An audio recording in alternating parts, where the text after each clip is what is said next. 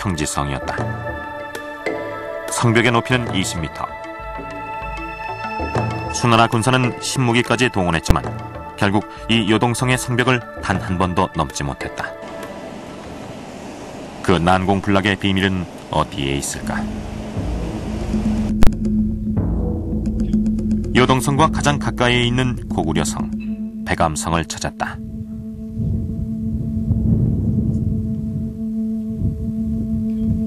(1400년의) 세월 동안 아무도 돌보지 않았지만 백암성은 놀랍게도 장엄한 옛 모습을 그대로 간직하고 있었다.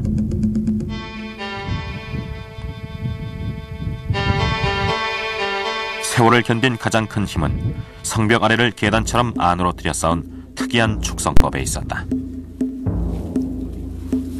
성벽 전체가 활처럼 유연하게 휘어있어 웬만한 충격에도 쉽게 무너지지 않는 것이다. 백암성에서 수나라 군사가 고구려성을 쉽게 넘지 못한 비밀을 발견할 수 있었다.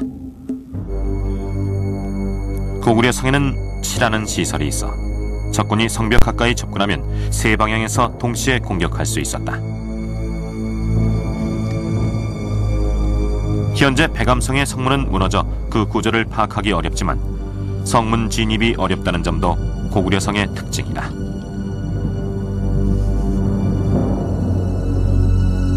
성문엔 옹성이란 것이 있었는데 적군이 그 안으로 들어오면 꼼짝없이 갇히고 만다.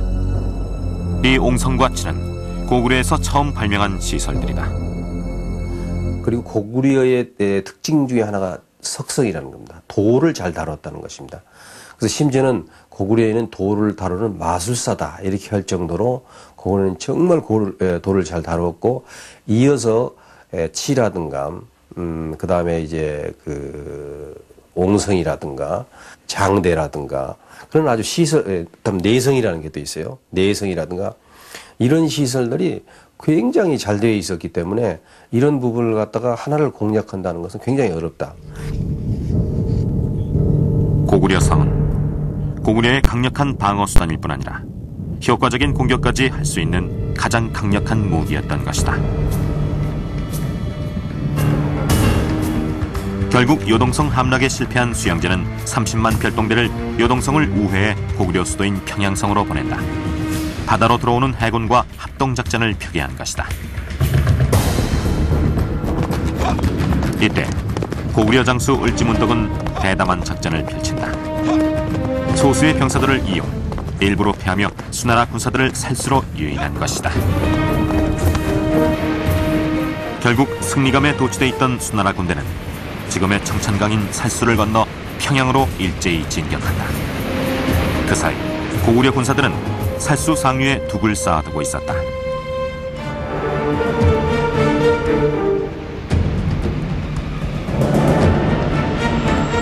예상대로 평양으로 향했던 수나라군은 다시 후퇴하기 시작했다. 평양성을 지키던 군대는 막강했고 식량 보급마저 끊긴 상태였던 것이다. 고구려군은 기다렸다는 듯이 둑을 무너뜨려 수나라군의 허리를 끊고 선두와 구미에 남은 군사들을 총공격했다. 고구려의 대승이었다. 중국 역사서인 자치통감은 당시 상황을 이렇게 전한다.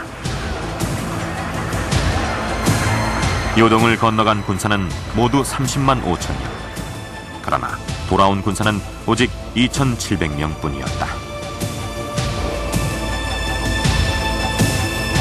중국 역사 속에 수나라의 고구려 공격은 이렇게 치욕스런 참패로 기록돼 있다.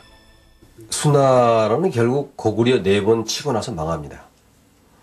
물론 그게 고구려가 쳐들어가서 망한 건 아니지만 고구려를 치다가 망했기 때문에 그건 고구려 때문에 망했다고 그렇게 볼 수 있습니다. 다시 말하면 너무나 많은 국력을 소비해가지고 4번에 걸쳐서 고구려하고 전쟁을 하기 때문에 민심이 흉흉해지고 또 물자가 부족해지고, 그러니까 자연히 여기서 이반이 일어나기 시작하는 것이죠. 그러니까 결국은 전쟁을 끝까지 치르지 못하고 고구려 때문에 망했다, 그렇게 볼 수가 있는 것이죠.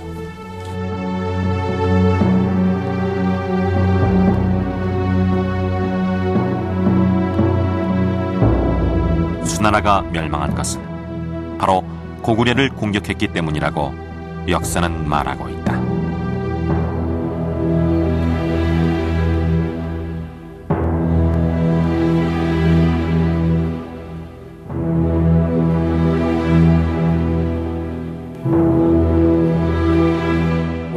살수대첩을 우리 역사에서 가장 자랑스러운 전쟁의 하나로 기억하고 있습니다.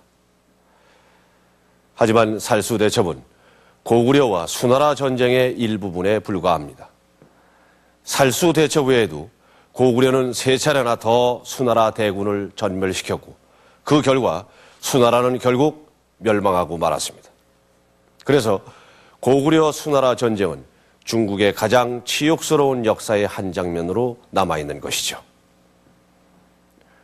수나라가 멸망하자 그 뒤를 이어 당나라가 새로운 통일 왕조로 등장을 합니다. 당나라 역시 동북아의 강대국으로 남아있는 고구려와 숙명적인 대결을 벌일 수밖에 없었습니다. 자, 여기를 한번 보시죠. 처음 당나라가 고구려를 공격한 것은 645년. 당태종 이세민이 직접 이끈 당나라 군대는 수나라가 한 번도 넘지 못한 요동성까지 함락시키며 안시성까지 쳐들어옵니다. 하지만 연개소문이 이끌고 있던 고구려군은 안시성에서 당나라를 무릎 꿇게 만듭니다. 그 후 당나라는 662년까지 끊임없이 고구려를 공격했지만 번번이 전쟁에서 패배하고 맙니다. 결국 수나라부터 당나라까지 이어진 70년 고구려 정벌의 꿈은 끝내 이루어지지 못했죠. 자, 지금까지 고구려 수당 전쟁을 대략적으로 살펴봤습니다. 바로 이 전쟁을 두고 중국은 지방 정권과 중앙 정권의 통일 전쟁이라고 말하고 있는데요. 그들의 주장대로라면 지방 정권이던 고구려가 중앙 정권인 수나라를 멸망시킨 꼴이 됩니다. 도대체 중국은 무슨 근거로 이 전쟁을 통일 전쟁이라고 주장하는 것일까요? 1400년 만에 다시 불거진 한국과 중국의 역사 전쟁, 그 논쟁 속으로 들어가 보겠습니다.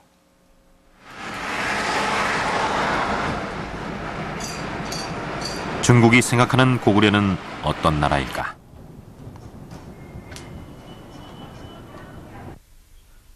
중국 동북지방의 역사를 연구하며 고구려에 대한 논문을 꾸준히 발표해온 손진기 씨. 그에게 먼저 고구려 수당 전쟁에 대해 물어봤다.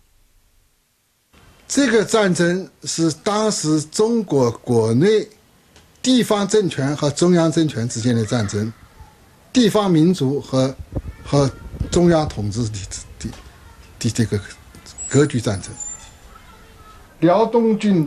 손진기 씨의 주장은 고구려를 중국의 소수민족이 이룬 정권이란 시각에서 출발한다. 고구려를 중국사의 일부로 보는 것이다.